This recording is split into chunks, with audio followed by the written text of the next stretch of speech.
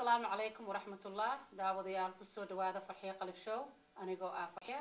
Maanta waxaan nasiib u yeeshay inaan wareysto Soomaali u socdo oo nala joogo magaalada oo cusub oo hadda Soomaali u socdo oo nala joogo magaalada Minnesota oo na ahaan jiray ambassador-kii Djibouti magaciisana la yiraahdo Mr. Ambassador James Swan. Hadalkeena nasaan ayuu u dhacay. Hello and welcome to Farxiyo Show. I am Farxiyo Qalif. I'm honored today to have an interview U.S. Special Representative to Somalia, Mr. Ambassador James Swan. Welcome to Farxiyo Show. Thank you very much. Thanks for having me. Thank you. Can you tell us a little bit about your role and your new position that you're going to Somalia? Yes, certainly. I was appointed Special Representative to Somalia in August, and in that capacity I have lead responsibility from the region for developing policy recommendations for the United States concerning Somalia, and also for the coordination and implementation of U.S. government programs inside Somalia. Okay, can you tell us a little bit about your visit here to Minnesota, what it's about, and how long you're going to be here? Yes, I'm here just for the day, but it's in recognition of the importance of the Somali community here in Minnesota, but also elsewhere in the United States. Since I have just taken up these new responsibilities as a special representative to Somalia, I particularly wanted very early in my tenure to have an opportunity for an exchange with the Somali community, not only to help explain U.S. policy toward Somalia, but even more importantly, to hear from that community its concerns and its views of developments inside Somalia. Mr. Swan, I'm really honored to have you here today, first of all, and really welcome to Minnesota. Thank you. I'm excited about you taking these new positions going to our region in East Africa. There's so much going on in not only Minnesota, Somali diaspora and worldwide. Many fundraisings happen, so much. Many of them I covered and I was part of it. How the U.S. Department monitoring all this money, especially the U.S. government was kindly donated over $700 million.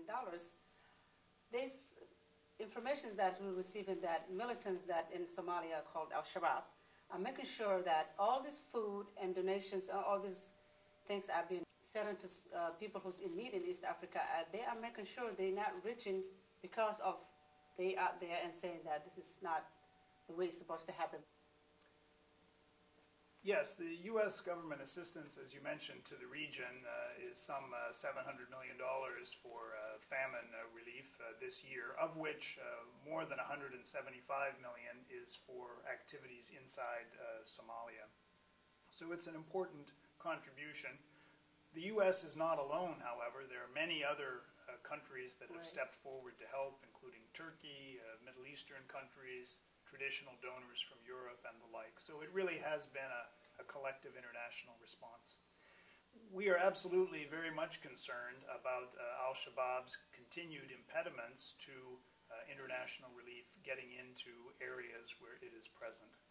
Some organizations have been successful in negotiating access, but really we think it's essential that Al-Shabaab permit assistance into those areas so that the needy people can be helped. Okay, two more things. I know you have a small schedule to today. I'm really glad that you've given me the time to squeeze it in. I want to ask you the 12-track approach for the Obama administration. What is the goal and what is the mission for that mindset of the region?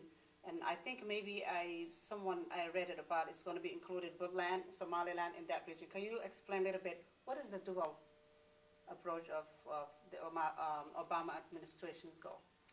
Certainly. The dual-track approach was announced almost exactly a year ago by First year anniversary? Yes, okay. by our Assistant Secretary for African Affairs, Ambassador Johnny Carson. In essence, dual-track involves the U.S. government working simultaneously on two different elements of our policy. The first track is support for the transitional federal institutions created under the Transitional Federal Charter, reinforced through the Djibouti process, and most recently through the Kampala Accord and the Roadmap. It also involves our direct support for the African Union peacekeeping force that backs the transitional federal government. And that continues to be our primary track. The second track of dual track, however, recognizes that in addition to the transitional federal institutions, that there are other entities and regional administrations throughout the territory of Somalia that are also working to provide security, improve stability, provide some local services and governance to their populations. And that we cannot ignore those other regional efforts as well, and that we therefore must work with them in an effort to try to help their efforts with their people. And so it's in that context that we are working with Somaliland, with Puntland, Galmudug, and some other entities in order Jubaland, maybe? I'm just saying, because there's a new name coming up, and I'm from that region in Somalia, Southern, it's called. Okay. The other thing I want to ask you is the Kambala, the roadmap. I know this election happening, and I'm aware of it. This meeting is happening in Galway right now about discussion about the election coming up. Isn't that a time, woman, to be considered really about to run? Because after 21 years, men are not doing any so good. What I think is just a little fun joke.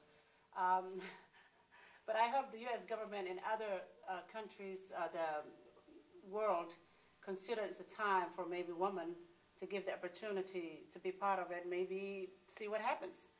What do you think of that? I think absolutely we want the implementation of the roadmap to be broad-based and to include participation by women, to include participation by civil society organizations and by all of the signatories of the roadmap so that they're contributing actively to its achievement. The roadmap includes a complicated list of tasks. However, these are the tasks that were agreed by the signatories when they subscribed to the roadmap in September. We've seen some progress on roadmap implementation. We would like to see that accelerated and advanced further. I think what's critical at this point is that Somalia's political leaders provide some greater political direction in terms of roadmap implementation. This includes the leadership of the transitional federal institutions.